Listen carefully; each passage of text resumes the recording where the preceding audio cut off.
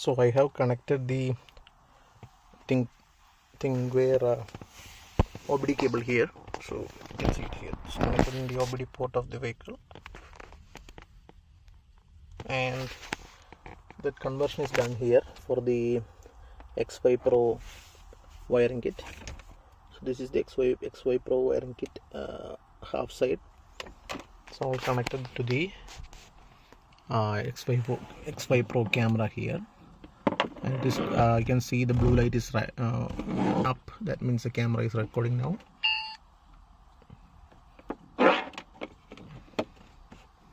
So I'm testing for last 5 minutes. I don't see any issues with the working of the camera. The ddpai app is responding properly. It's just a temporary setup. I have put it here, and then running the cable all through here and connected to the Thinkware OBD cable.